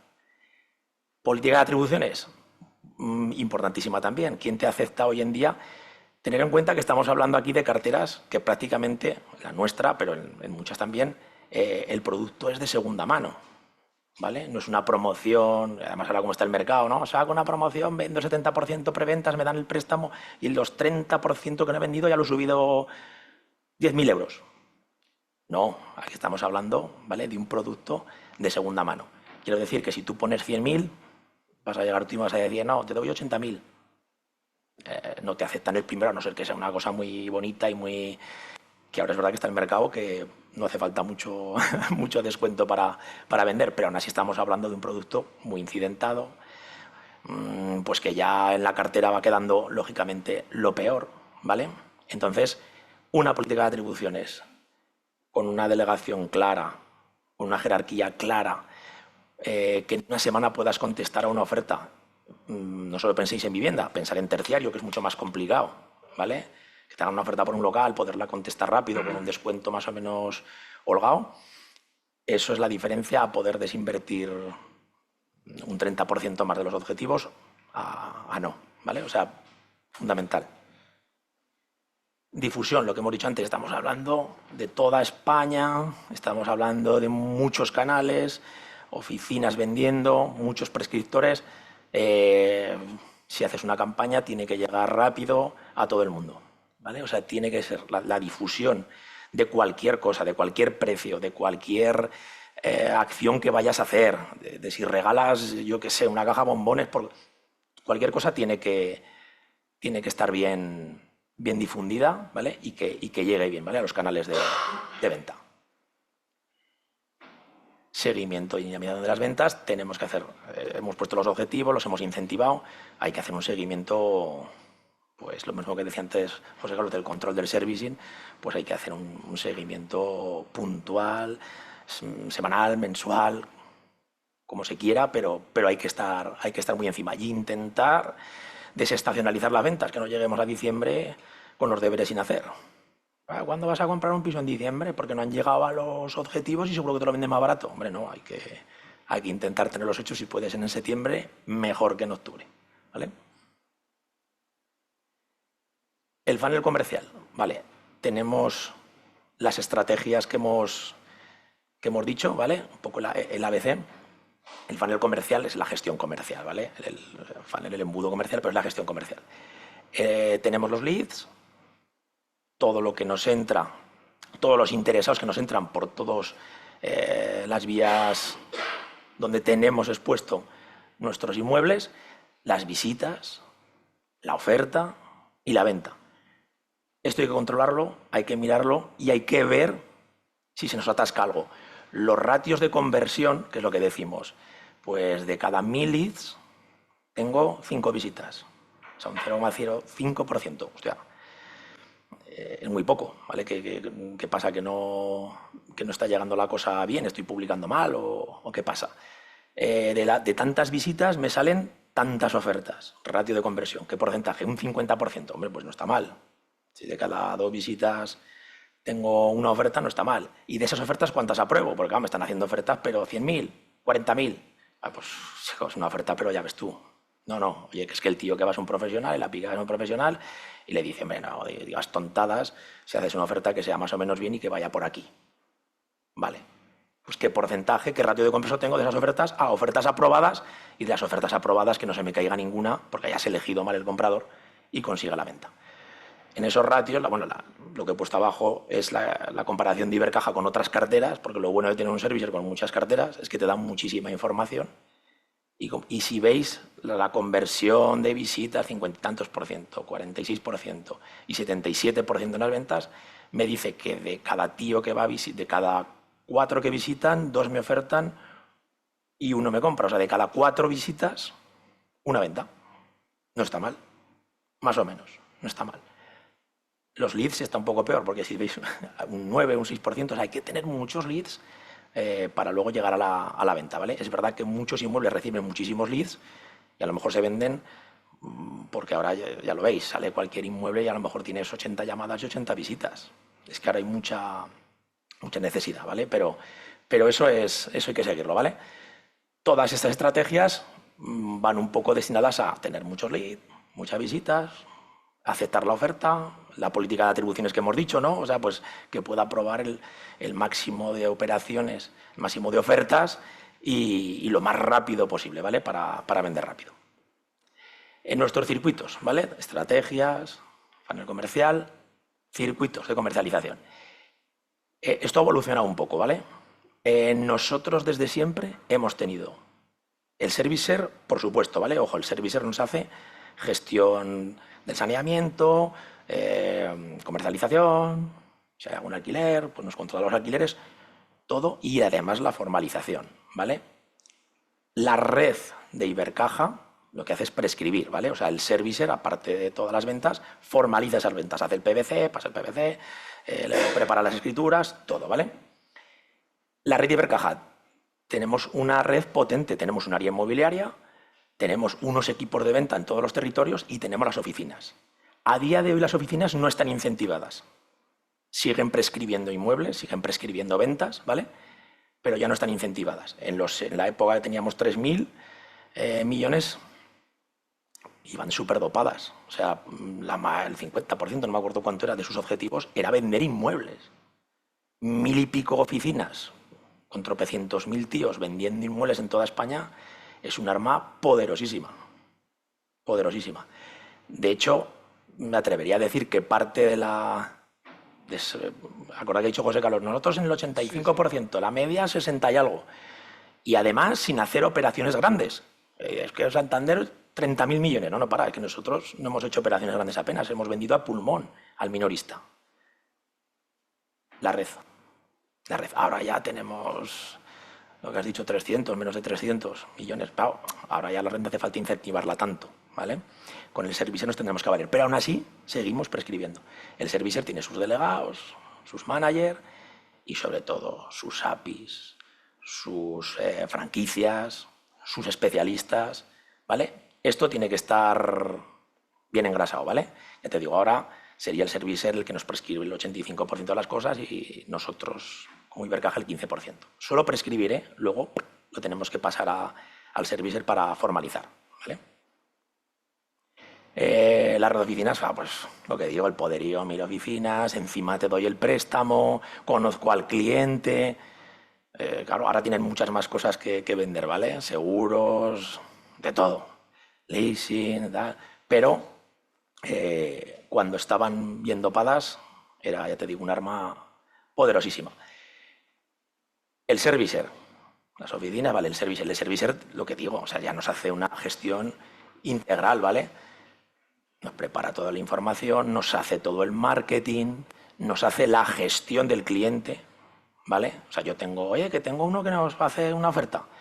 Bueno, pero te lo paso a ti, te lo paso a la franquicia, te lo paso a la API y es él el que gestiona ya todo. Le pide la documentación del PVC, pide todo, ¿vale? Nosotros prescribimos, pero ya pasamos. Y prescribimos cada vez menos. Sí que prescribimos mucho el activo singular.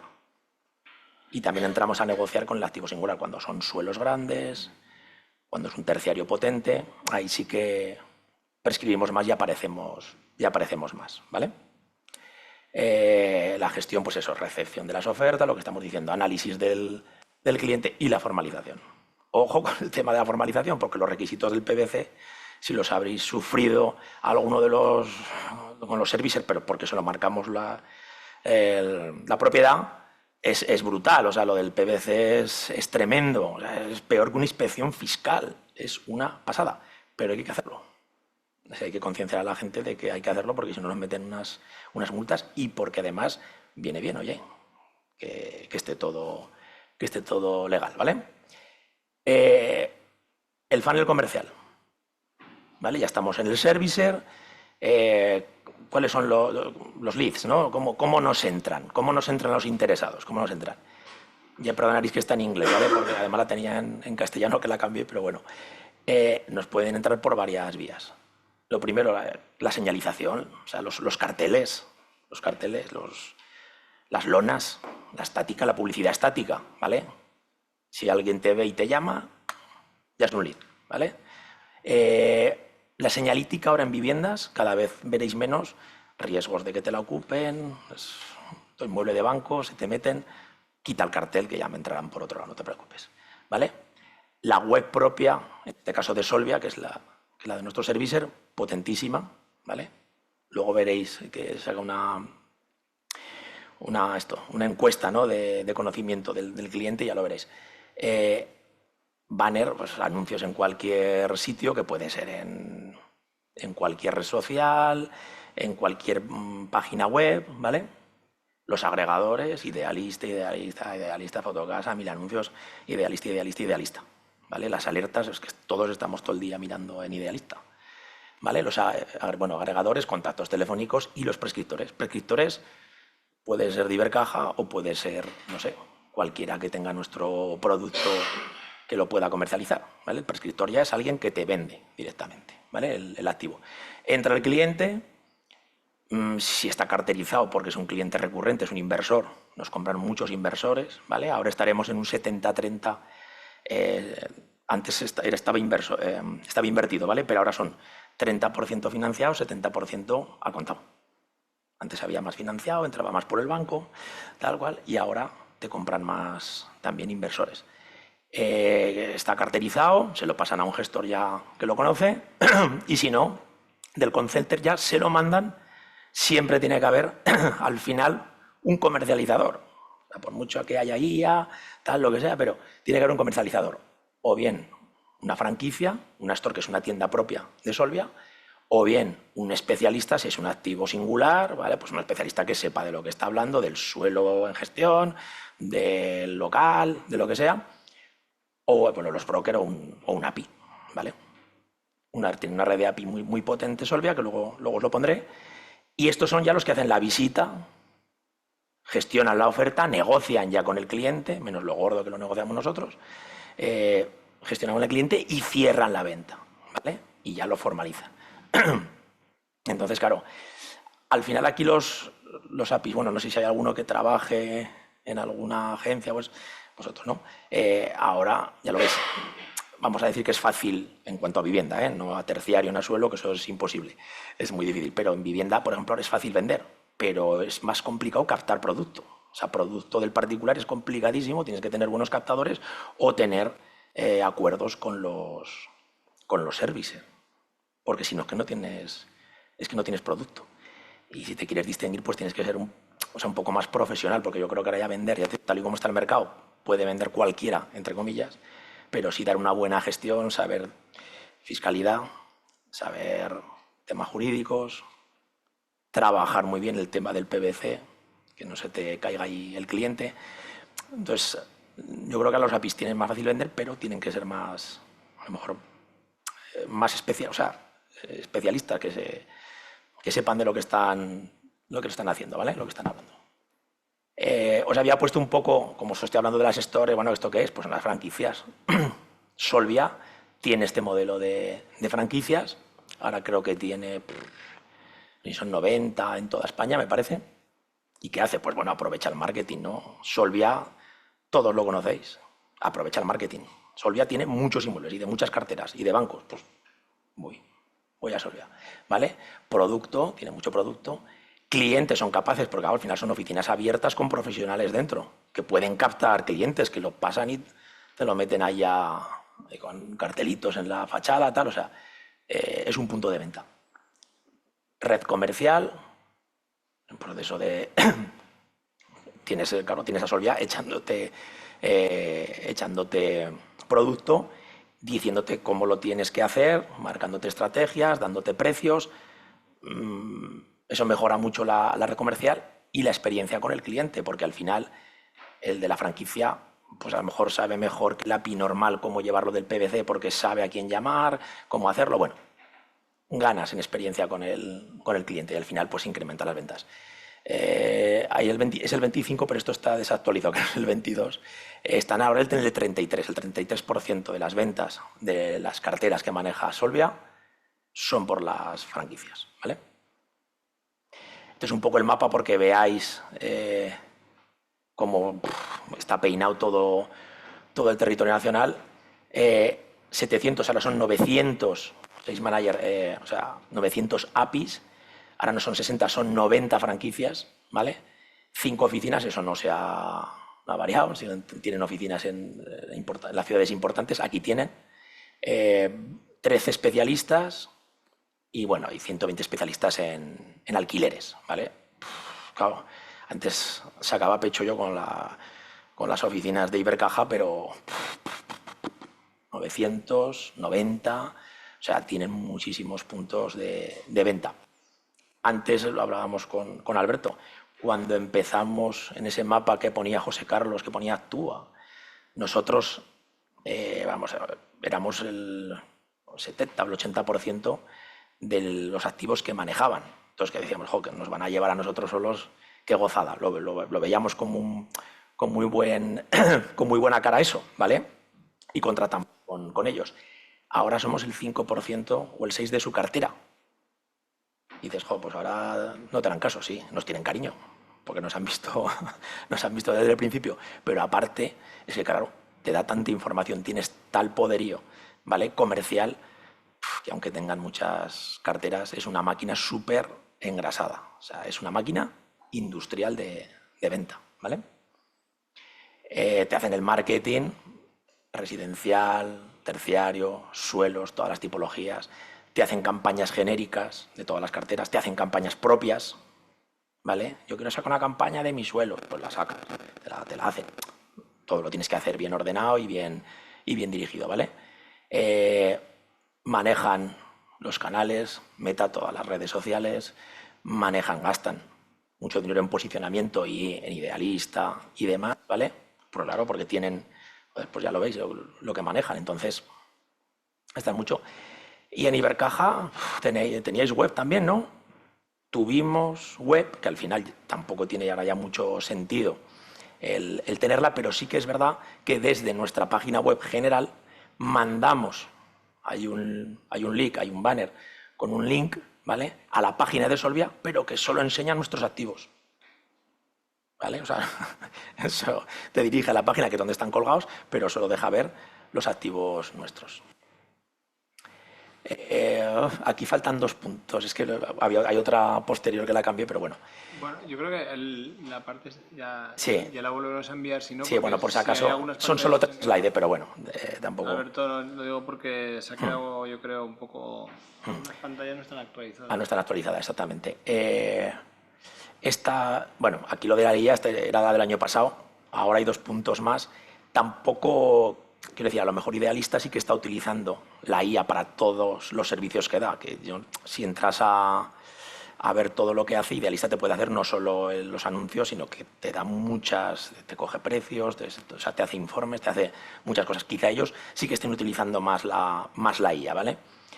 De momento, hasta el año pasado, se estaba utilizando para ordenar las fotos en los anuncios, pues está mejor, después la del salón, no sé qué, para los textos, optimizando los textos también de los anuncios en Idealista y demás.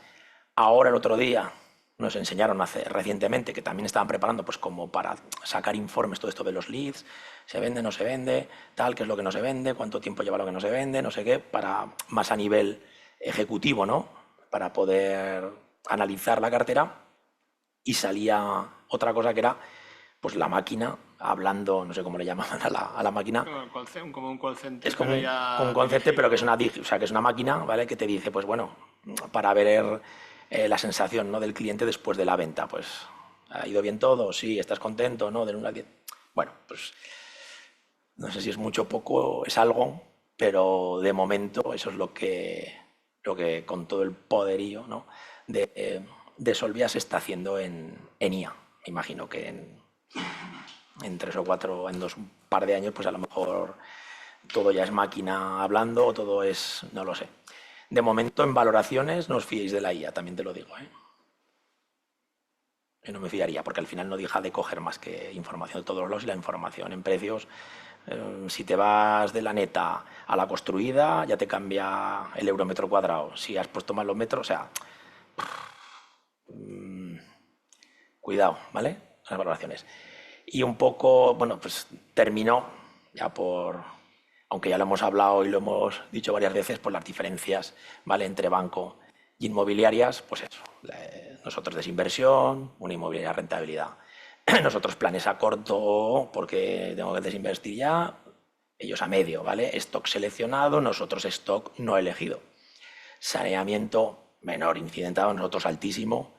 Bueno, ventas minoristas y mayoristas me imagino que también harán alguna mayorista, pero vamos, es más típico de los bancos, ¿vale? Comercialización puede ser parecida, pero bueno, la inmobiliaria es más externa y nosotros tenemos algo de red propia. Ahora creo que solo prescinden de Servicer, Bankinter, Caja Rural y no sé si alguno más. Cajamar. Cajamar puede ser, sí. Los demás, todos tienen su servicer, todos los bancos, ¿vale? Tienen su servicer. En las inmobiliarias, bueno, digo poco regulado comparado con lo que nos regulan a nosotros. Bancos de España, auditorías, dotaciones, o sea, cosas, si esto tiene muchos años, dótalo, esto no sé qué, o sea, tienes que sacar esto porque, bueno, pues prácticamente te machacan. Ahora igual un poco menos porque la cosa ya no tiene tanto foco, ¿vale? El tema de mora y el tema de inmuebles, pero aún así está muy regulado. Pues bueno, yo creo que he ganado algo de tiempo, ¿vale? Por aprovechar tanto preguntas de la parte de José Carlos como de la parte comercial, ¿vale? Yo creo que a lo mejor muchas cosas sí que las teníais a lo mejor más clara, ¿no? Del marketing tal cual, pero ya veis que es entretenido el tema, ¿vale? A ver, te voy a hacer una... Sí. No, te iba a preguntar a ti, bueno, me da igual. Sí. No, sí, tranquilo. A ver, hablas de los inmuebles incidentados, pues, por ejemplo, aquel inmueble que hay una persona vulnerable.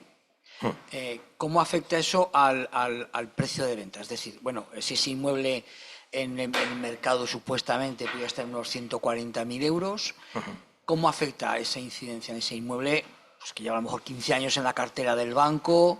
Y porque está diciendo la evolución de me lo quiero quitar, ¿qué precio? Está entendidísimo. Nosotros siempre pivotamos alrededor de la tasación, ¿vale? Entonces, vamos a decir que los descuentos que hacemos en precio también depende de qué inmueble. No es lo mismo un incidente en un barrio súper malo del Prat de Llobregat, que, bueno, por ahí perdido, que está todo ocupado el edificio, no sé qué, a un ocupa que está en un edificio que está bien, ¿vale? O sea, quiero decir, hay que matizar, ¿no? Aquí no se puede hacer un scoring con unos parámetros matemáticos, ¿vale? Hay que matizar. Pero por ponértelo de más descuento a menos descuento, ¿vale? Lo más incidentado podría ser, a lo mejor ahora un alquiler social con la ley catalana a 7 años. Un real decreto sería lo segundo, porque se van renovando y es complicado echarlos y no cobras nada.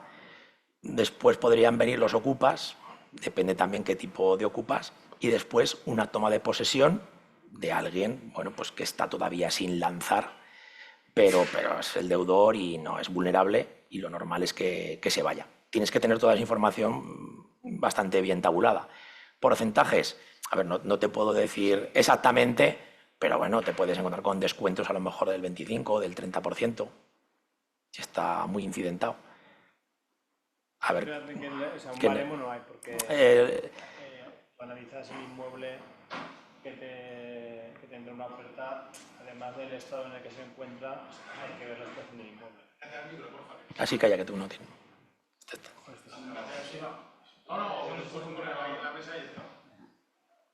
No, que decía que no hay una regla. Sí que hay, pues en función de lo lejano que está de la comercialización, pues hay unos descuentos. David hablaba de unas atribuciones y luego nosotros tenemos todas las semanas hay comités, reuniones en las que se analizan las ofertas, pues digamos fuera del cauce habitual, ¿no? Un alquiler social, pues se analiza con cuidado todos los lunes, ¿no? Tenemos comité. Un ocupa en el que hay un descuento porque hay un edificio que está ocupado íntegramente, pues se analiza. O sea, establecer reglas es complicado, lo que sí que hay es atribuciones y una serie, digamos, de descuentos en función a lo alejado que está de la comercialización un activo. Cuanto más, pues decía David, 7 años del Real Decreto o del alquiler social de Cataluña, pues hombre, eso ni para un inversor evidentemente la rentabilidad que va a exigir es mucho más alta, ¿no? Entonces, es un poco lo que trabajamos. Distancia de la comercialización y análisis activo por activo semanalmente en los comités que... Hay veces también que te vienen por lotes y a lo mejor te vienen alguien que te compra 4 ocupas, 4 pisos ocupados. Pues claro, ya tienes que entrar un poco qué ticket, claro, no es lo mismo un piso que valga o esté tasado en 300.000 que un piso que esté tasado en 100.000. Pues puedes ser más, vamos a decir, más laxo, ¿no? O puedes rebajar más en el pequeño que en el grande, que te supone un descuento grande, que a lo mejor un 15% te suponen 70.000 euros. Claro, y a lo mejor el que lo compra pues intenta hacer con el de dentro un acuerdo de de salida, ¿vale? Y pues claro, si tiene mucho margen, pues le das mucho a ganar. Entonces, no es algo, lo que te decía, ¿eh? No hay un scoring ni hay un algoritmo matemático que lo metas y te diga, tanto descuento. No. Hay que valorarlo y bueno, pues en base a eso, en base a la distancia que tengamos hasta que pueda recuperarlo, incluso a la antigüedad, ¿no? También, porque claro, puede ser que lleve ya y no haya manera de echarlo allí 5, 6, 7 años y entonces, bueno, pues también importa. 5 o 7 años y Me interesa o... Eso es. Luego hay temas reputacionales. Al final, vuelvo a lo de antes, somos un banco, entonces hay cosas que te afectan en lo reputacional, ¿no? Y hay decisiones que tomamos que no, como decía antes, no son inmobiliarias, pero son reputacionales. O sea, hay temas sensibles. Los alquileres sociales son temas sensibles. Y hablar de descuentos, pues hay que analizar bien cómo ha llegado ese alquiler social, quién está detrás de ese alquiler social, porque a veces pagan justos por pecadores, ¿no? Pero hay gente que efectivamente está en una situación vulnerable. Entonces, los bancos también tienen ese punto de, bueno, pues reputacionalmente tienes que actuar, ¿no? ¿Quién te compra? No es lo mismo que te compre una fundación, Claro. 10 pisos alquilados, ¿no? O Yo digo que o el ayuntamiento, por decir algo. Los que incidentados son objeto de análisis individual y ¿Puede influir en el precio de la toma de decisión de la empresa quién vaya a ser el comprador de ese bien? puede por influir, supuesto. sí. Sí. Particular, que es una fundación que dice, bueno, a lo mejor Puede influir, Claro, sí. claro.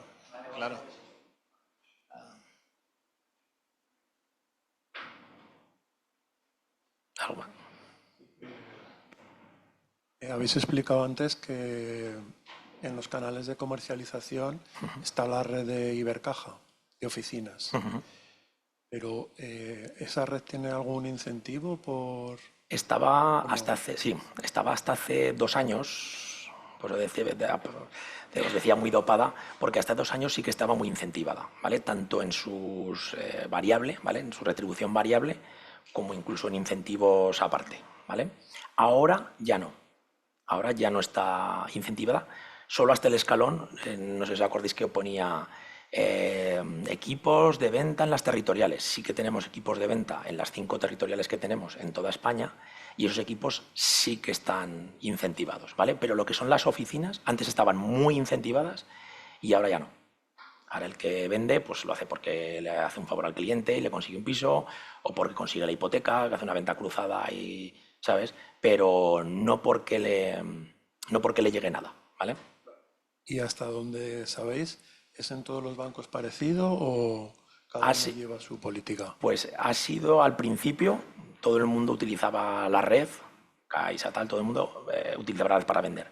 Nos quedamos al final, yo creo que solo nosotros incentivando a la red, nos quedamos solo nosotros incentivando a la red y el año pasado Caixa volvió a incentivar a su red para sacar los activos de building, que los tiene también Solvia, y que vamos a decir que estaban un poco atascados. O sea, Sí, no, ayuda menos porque...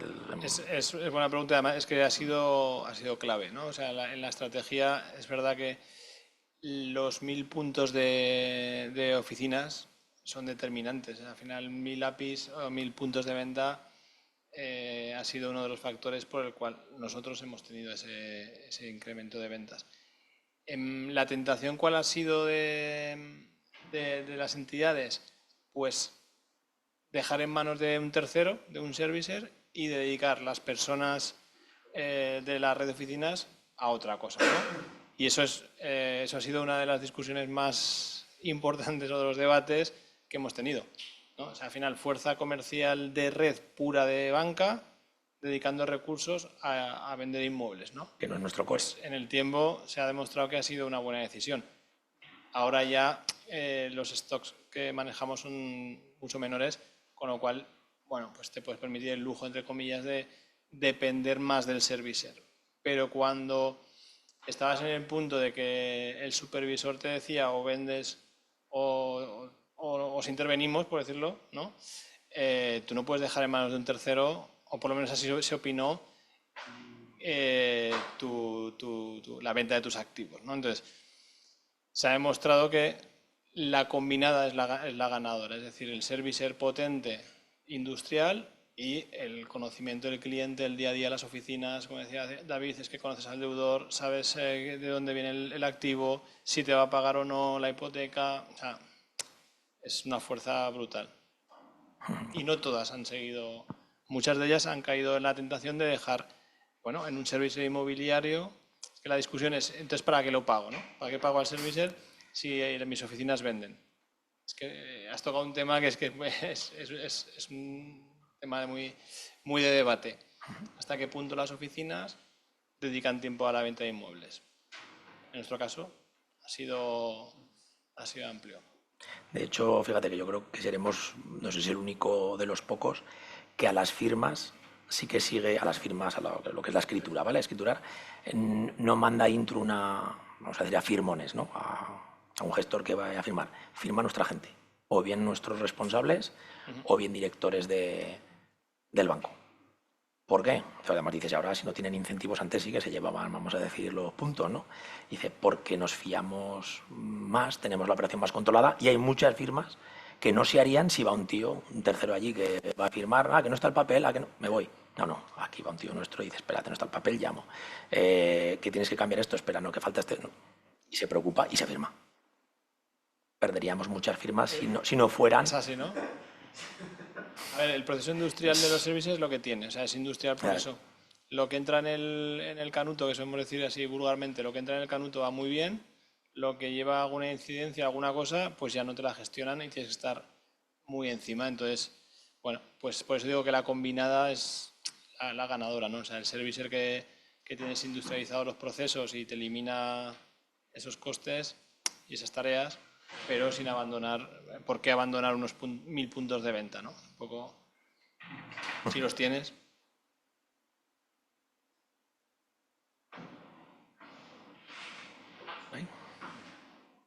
Me lanzo una pregunta así que antes me ha venido cuando estás hablando de las viviendas. Ahora, gracias, amigo. ¿Cuánto creéis que estamos vendiendo las viviendas de los bancos en general, eh? ¿Cuál es el precio de venta? ¿Qué creéis? ¿Por dónde ronda? No, o sea, precio de venta de nuestra. Ha dicho David, Ticket. somos el ticket de venta que le llamamos, ¿no? O sea, Y que del precio medio de venta de la vivienda usada. ¿Dónde puede estar? A ver. No. No. De toda la cartera. El ticket medio de... Bueno, de la nuestra, pero me atrevería a decir que de prácticamente la mayoría. No. Eliminado. Bueno, a ver. Bastante menos. 80. Ya no voy a decir el rango, pero menos de 70. La vivienda de bancos que estamos vendiendo, esto es medias, ¿eh? O sea, seguro que hay el piso de 300 y el piso de 10.000. O sea, nosotros vendemos viviendas, lo sabéis algunos, con 10.000 euros de PVP. Incluso menos. Hemos llegado al punto hasta que llegamos a acuerdos para que se los quede algún ayuntamiento, porque hay que hacer cosas y no nos interesa. Pero fijaos, estamos un poco que...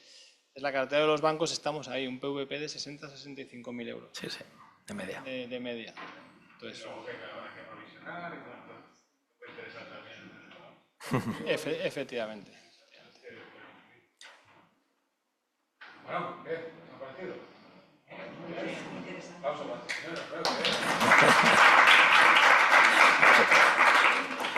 Gracias a vosotros. Esto es lo que hemos dicho. Han sido dos martes creo que muy interesantes. Hemos visto lo que es la asignatura de mercado hipotecario y pasamos a la semana que viene. Empezaremos con inversión inmobiliaria. Tenéis un test de esta parte, la parte de José Carlos y David, y lo que os he dicho antes, de la parte de Nacho, de Ignacio Fonaudi y su equipo, tenéis otro test, ¿vale? Y bueno, creo que hay tiempo más que suficiente para hacerlo. Así que nada, muchas gracias y encantado de que estéis ahí por aquí. Gracias.